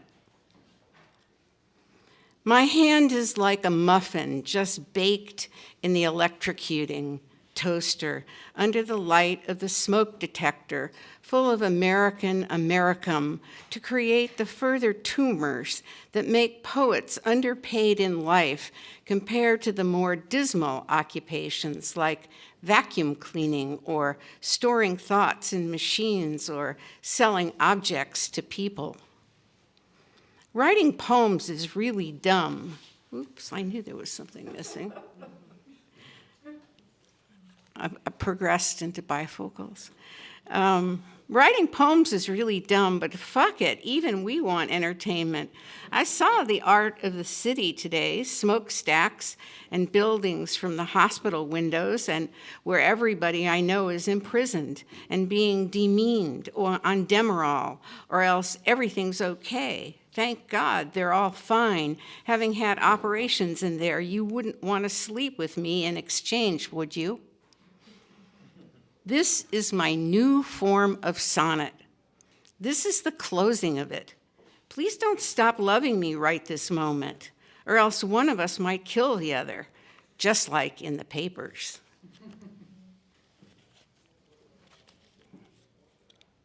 Sonnet. 1,000 apples you might put in your theories, but you are gone from benefit to my love. You spoke not the Italian of Dante at the table, but the stingy notions of the bedded heterosexual. You cursed and swore 'cause I was later to come home to you without your fucking dinner. Don't ever return su numero de telefono. It is just this I must explain. I don't ever want to see you again. Empezando el 2nd de noviembre 1980, something I don't love you. So stick it up your ass, like she would say. I'm so mad at you, I'm sure I'll take it all back tomorrow and say, then they flee from me who sometimes did me seek. Meanwhile, eat my existent dinner, somebody, and life. Come on, show me something newer than even Dante. A Chinese breakfast. Is it so far to the door? Does Max's sandwich diminish my confidence to reach it? Do fears as unnatural as dreams to waking reflect something of anything for everyone else? Should madness ensue, would the tiny hole for a dislodged nail in the wall be its focus? Does the world belong in you? Did the finch devour the blue jay? Right in the cleft of the dead bird of paradise? Did she slip the awful cup? As spring comes, a man's apple juice emits an ankle bracelet. And you're as forlorn as the mean dentist's smock of our culture. Plus, he can't find a parking space because the ice is still thick, as the thief of the way a day might memory look. Sonnet. You jerk, you didn't call me up. I haven't seen you in so long. You probably have a fucking tan. And besides that, instead of making love tonight, you're drinking your parents to the airport. I'm through with you bourgeois guys. All you ever do is go back to ancestral comforts.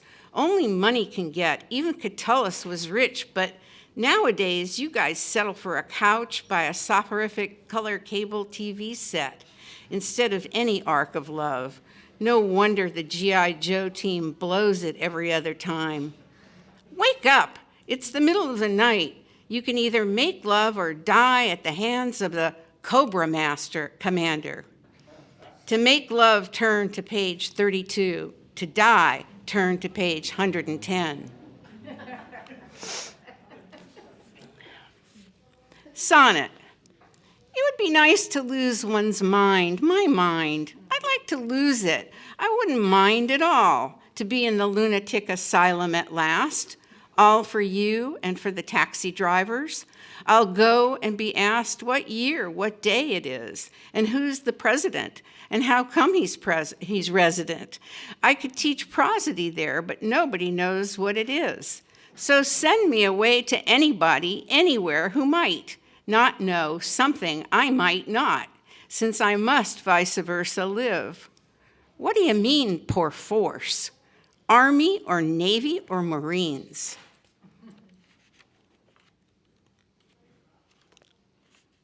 On gifts for grace. I saw a great teapot I wanted to get you, this stupendous 100% cotton royal blue and black check shirt. There was a red and black striped one too. Then I saw these boots at a place called Chuckles. They laced up to about 2 inches above your ankles, all leather and in red, black, or purple. It was hard to have no money today. I won't even speak about the possible flowers and kinds of lingerie, all linen and silk with not yet perfumed laces, brilliant enough for any of the graces, full of luxury, grace notes, prosperousness, and charm. But I can only praise you with this poem. Its being is the same as the meaning of your name. Yeah, they are really nice. Sonnet. Beauty of songs, your absence I should not show. How artfully I love you. Can you love me? Let's be precise. Let's abdicate decorum. You come around. You often stay. You hit home. Now you are knocking. You need a Tylenol. From all that comedy, what will you tell? At least you speak. I think I'd better not. Often men and not women have to sleep. You've come and gone to write the perfect poem, and not 10 like men or blossoms, but I am profligate. I strike the ground for ruin while you sensibly sleep. And so in this last, at least a poem can have an end. How could you sleep? I go to wake you up, my Lysistrata, my unannounced rhyme. Epistemological sonnet. Inner keys on your my key ring, our metal ring. For holding keys is gold, is a bass drum I cooked, a convincing convection of stews you have to learn, how to talk so you can cook Mount Cook very well, or cook the Cook Islands and cool your heels until there will, of course, be no more wars or graduate schools, but all peace will meld, even scholarship, back together, and Kant will come up often before the kangaroo courts. A number of lines has a structure picked up from habit at you and melancholy truth. I might sing forever with never a goal or solution, except the singing of the tables of the alphabets and the millions of interconnecting macaronic words in the free verse families of the Indo-European stones.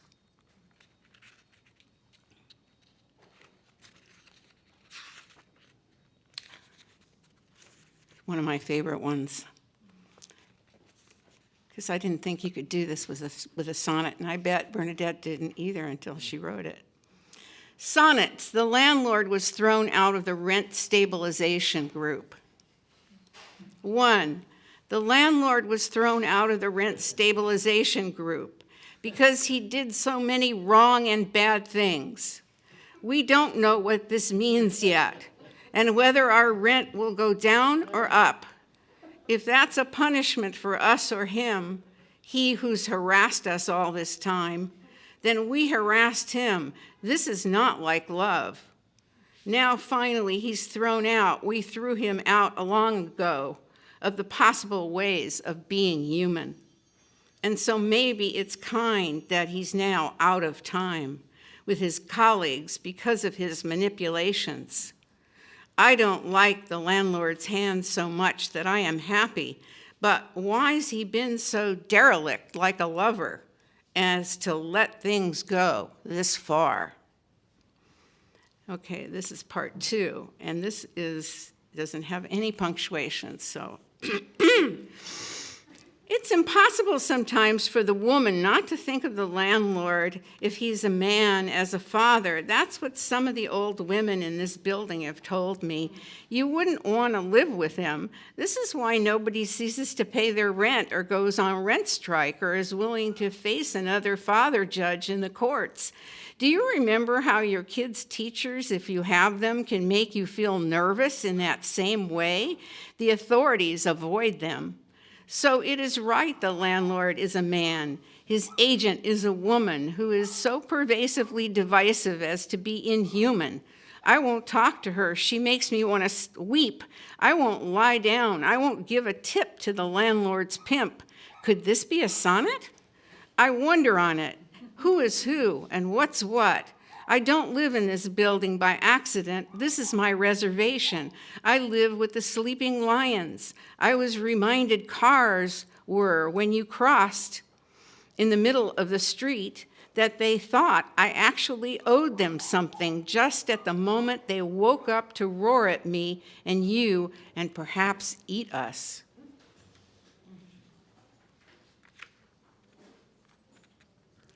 Let's see. The presence of one who sometimes leaves a place. It's a secret if you don't tell and don't lie. He can really eat a ham and cheese sandwich. No kidding. Will he come? Now he's too cold. I count. I will give him another name. I wake him up as if all people could do all things. You court the food of sleep, while I take your presence less lightly. I want to get to the 9th floor where you're in my bed, as if reason could prevent my ascension in the lift. I shout your name. Another name? Call me back. A tree out of its group is vulnerable, like paint washes in the air. Reasons about the end of the literal distance between us. It is from you renamed that I would write this in your arms. What of the church and the place you touch? How dare you sleep? What of the soul, luxuries, and discourse? Did you eat? Something I can't say here. You don't exist if the leaves are inept. Come by peonies of all colors. Mommy, the Twilight Zone is on. I love you. Not as fire escape view or epic cartoon. You are my father in his gray overcoat. You let me let Edwin see what's up. That in my vagina would fall a drop of cock, and it would be on the daylight and night, so that Theodore A. Mayer with a cup had a son, and late for school was I, to tend the Bill Berkson tombs. Do you want to go to them? Said creamy God. There are little bits of turkey in the sauce. And why did I happen to see your photograph? Know you as equal, not am I so as I you. Okay, here's the last one. Sonnet, we are ordinary, come here. Excerpts, I love you, from abstracts. So what? Who cares? Songs of one. An experience of this is a case like whole, and I'm not from there. I write to you to say I know nothing as ever. No rhyming, no everything there is, no proceeding, no thinking. You will be my, what will you be? And that is the end, except for the instance. What are you wearing? Why aren't you here? Where'd you put the window? Come here, tell me the rest of it. Thanks.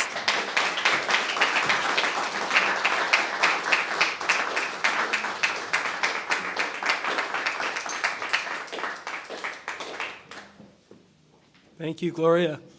Neeli Cherkovski.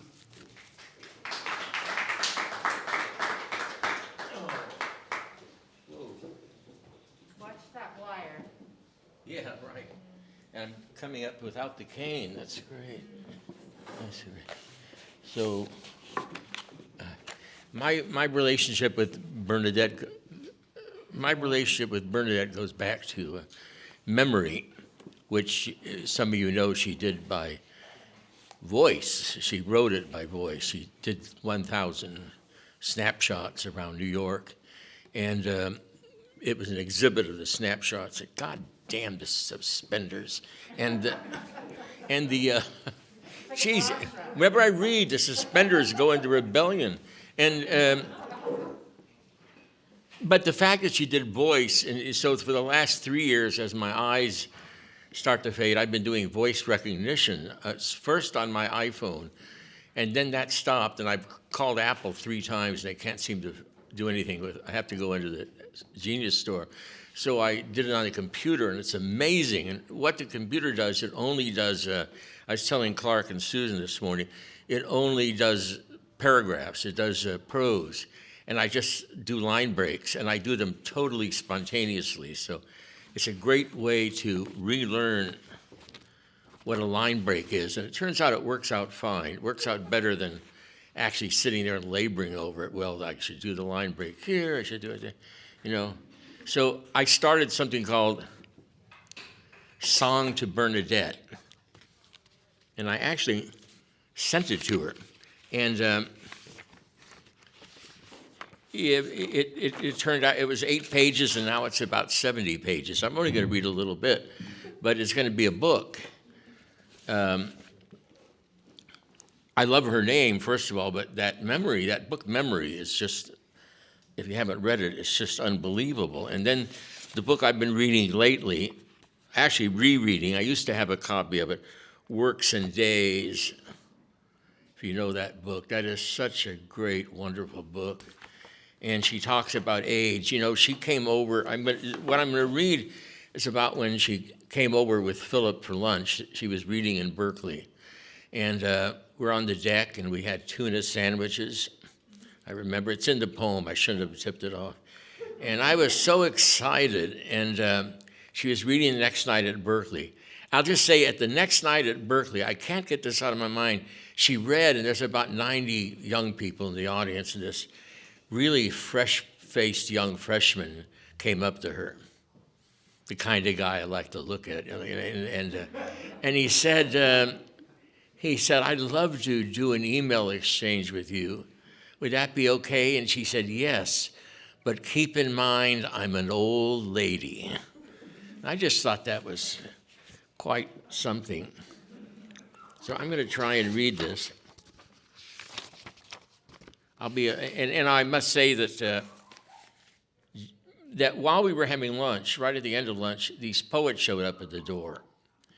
And they came without a by your leave. They walked through the house to the backyard, to the deck, the redwood deck overlooking my garden, and there they were. And one of them was Jason Morris, to whom I have to give great thanks for this event today, and Colter Jacobsen. It was wonderful. There was a whole bunch of them. And she said to me, where'd they come from? And I found out later that she had told them she was having lunch at my place. And they were supposed to stay over, but they looked up the stairwell, and it was just so steep. And, you know, she and I share the idea of the cane, you know. So this is one of the songs to Bernadette. Rhodes is near at hand.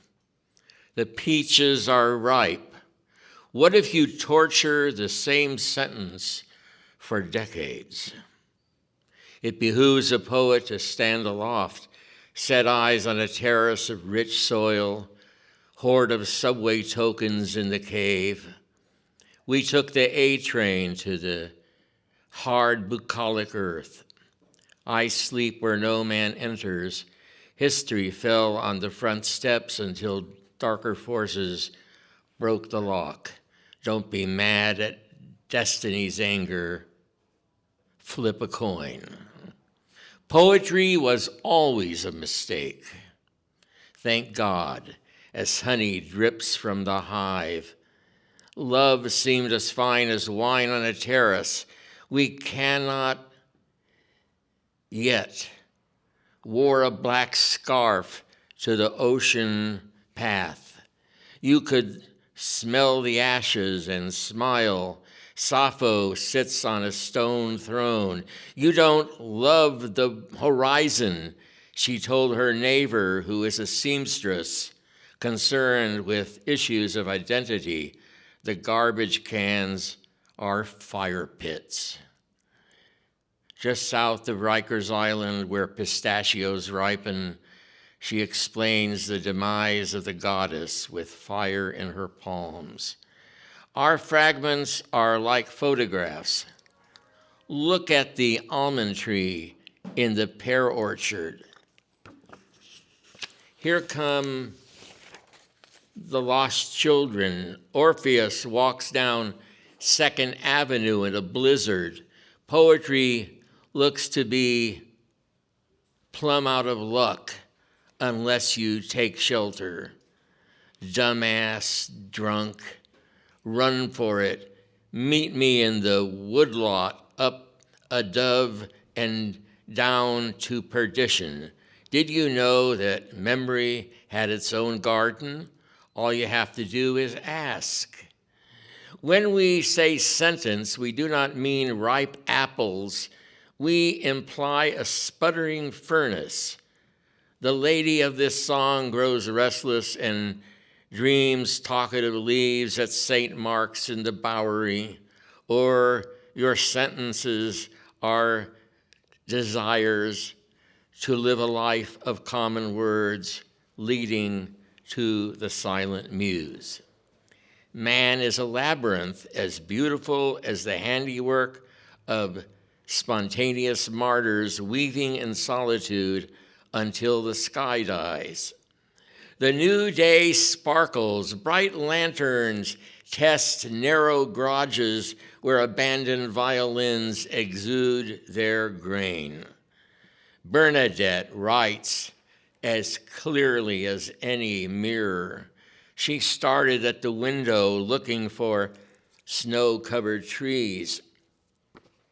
She walks up the long drive.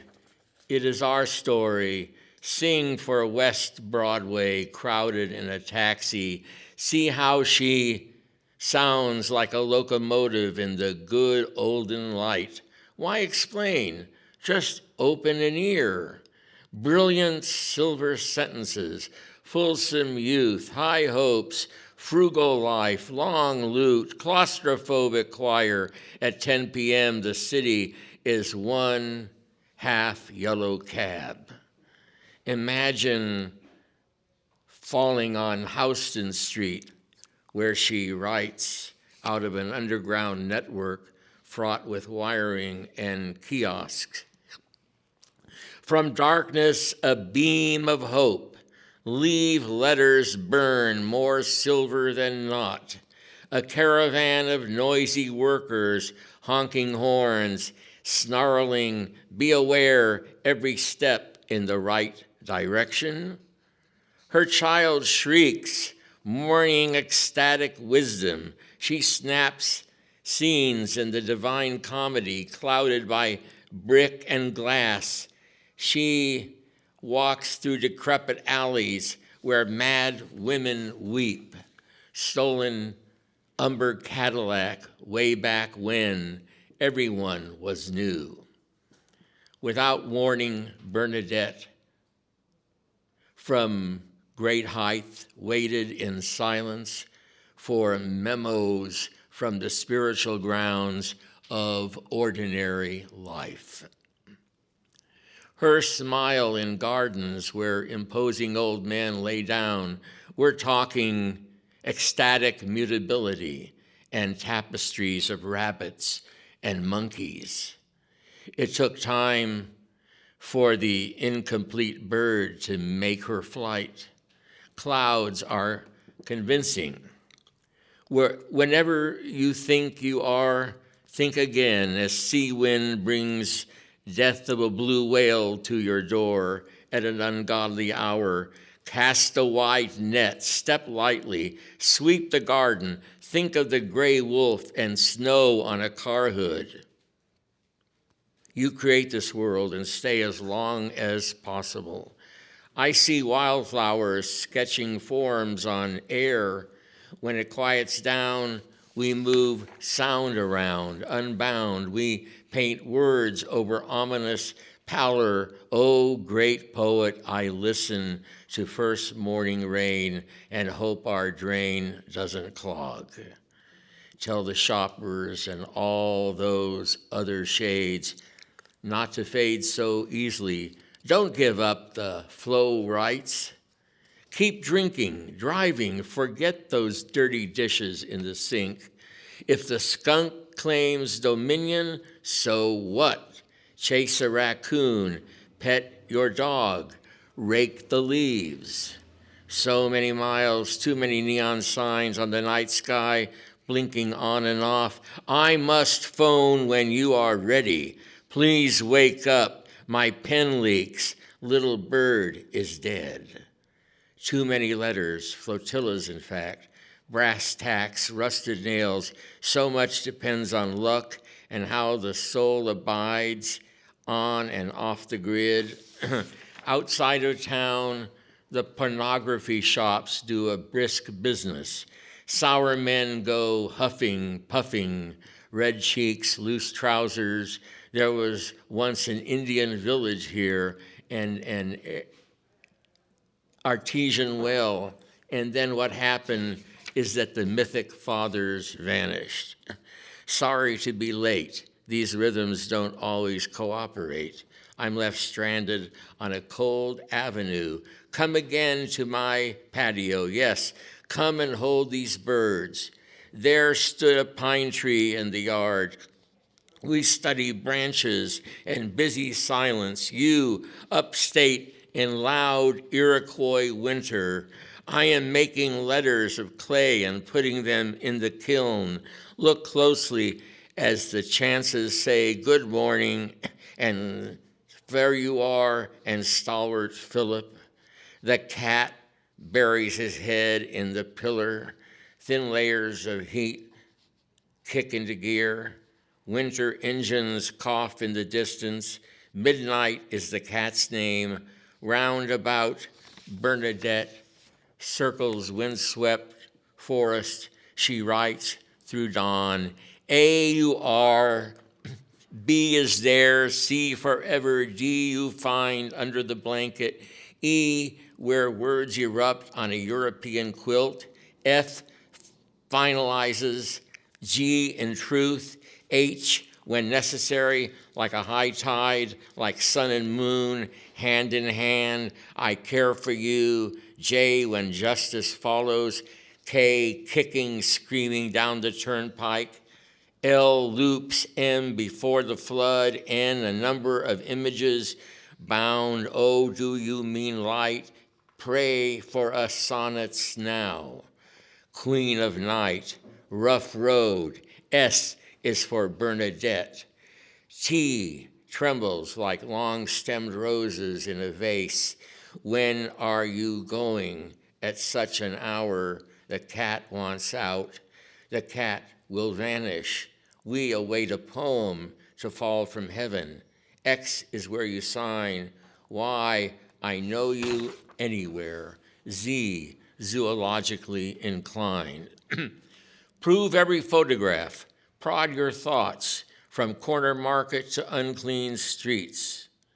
Waves of Hokusai, dust on New York City.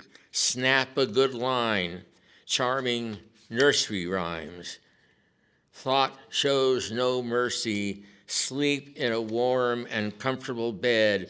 Who are you? Did we not meet last year, or am I mistaking you for a cormorant? Bernadette Mayer is coming for lunch at my house. I'll make sandwiches, maybe tuna on whole wheat. Should I offer to read one of my poems? No matter the demands, mindful rubbish will kick in and scream, have you taken notice, oh Zodiac? Why bother hiding? Come meet us at the poetry reading. Death is a mistake. Life is about to break and begin again. Thank you.